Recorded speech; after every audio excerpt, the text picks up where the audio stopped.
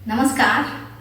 अगर आप भी महसूस करते हैं कि खाना खाने के बाद गैस बनती है, पेट में दर्द रहता है, खट्टी डकारें आती हैं या एसिडिटी रहती है, कब्ज की शिकायत है या खाना पचने में दिक्कत आ रही है, तो आप खाना पचाने वाले इस महत्वपूर्ण आसन का अभ्यास करके अपने आप को ठीक रख सकते हैं।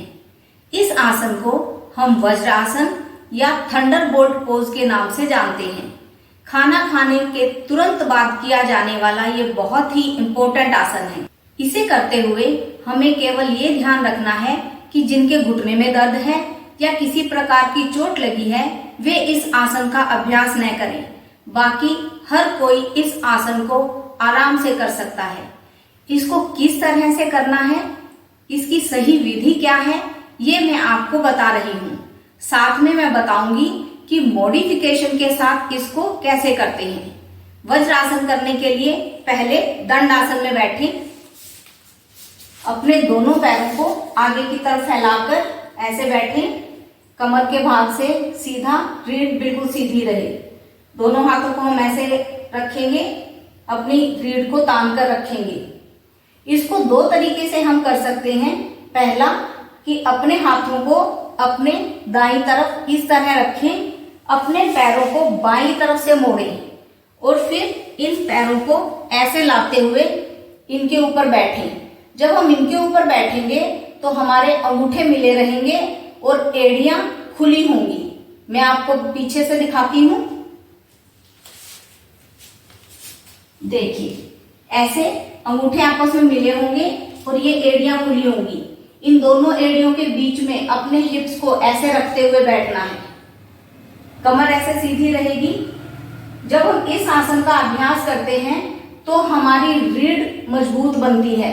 रीढ़ की जो भी प्रॉब्लम है वो भी दूर होते हैं इस आसन को करने से। दूसरा तरीका मैं आपको बताती हूँ कि हम दंडासन में बैठे हुए ऐसे।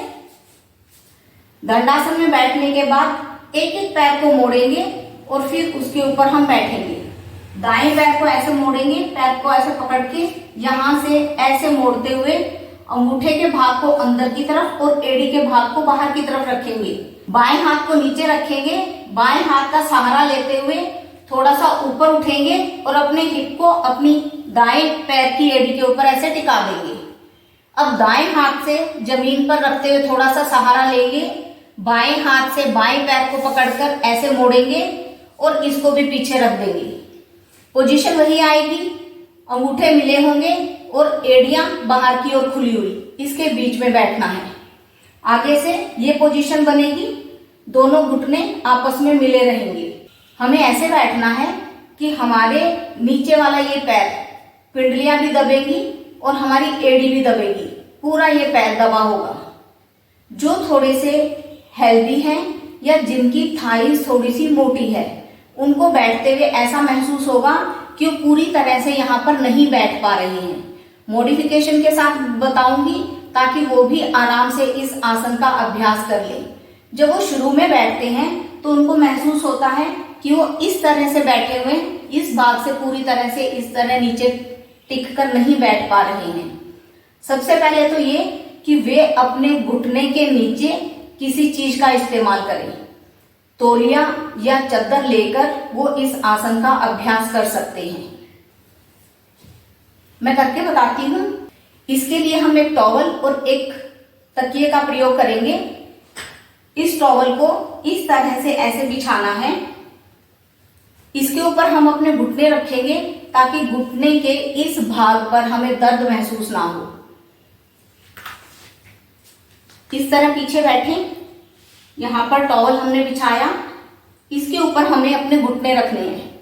दोनों घुटने जब हम इसके ऊपर अपने रख लेते हैं तो उसके बाद हमें पोजीशन यही लेनी है। एड़ियों के बीच में बैठना है और हमारे अंगूठे मिले रहेंगे।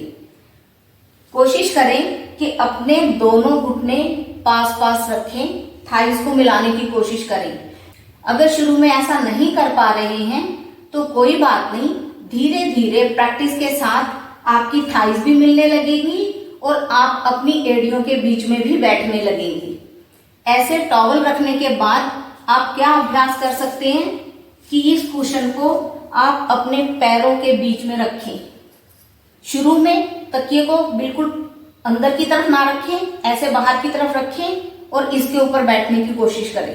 जब इस पोजीशन में बैठने लगे तो इस तकिए को पूरा यहां पर सेट कर लें, ऐसे खड़े होके इसको पूरा सेट कर लें।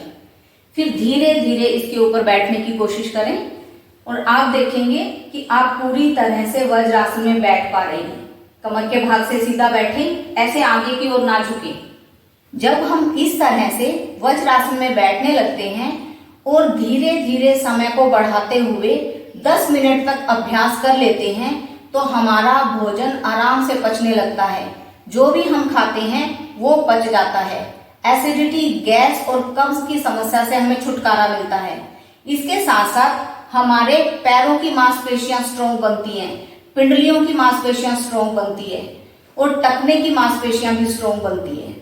हमेशा जरूरी नहीं है कि सबको घुटने में ही दर्द हो सकता है किसी व्यक्ति को एंकल में भी प्रॉब्लम आए वज्रासन में बैठते हुए, तो इस टॉवल को घुटने के नीचे लगाने की बजाय हम एंकल के नीचे भी लगा सकते हैं।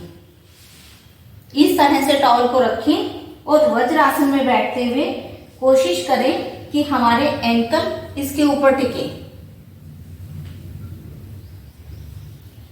पीछे से अंगूठे मिले रहेंगे और एड़ियां खुली हुई इसके बीच में बैठना है।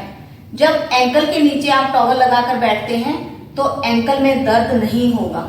इस तरह से आप आराम से वज्रासन में बैठ सकते हैं। एक और तरीका मैं बताती हूँ वज्रासन में बैठने का। इसके लिए आप इस प्रकार की एक गद्दी ले सकते हैं, उस गद्दी के ऊपर बैठें, क्योंकि कई बार जब हम वज्रासन में बैठते हैं तो हमारे एंकल के ऊपर दबाव आता ही नहीं है और हम ठीक से बैठ ही नहीं पाते।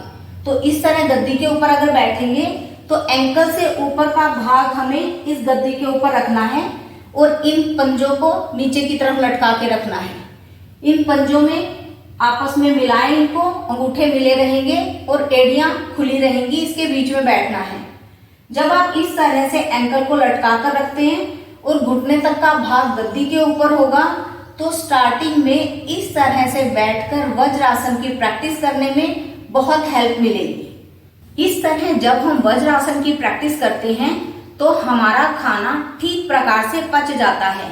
वज्रासन केवल खाना खाने के बाद ही इसे किया जाए ऐसा जरूरी नहीं है।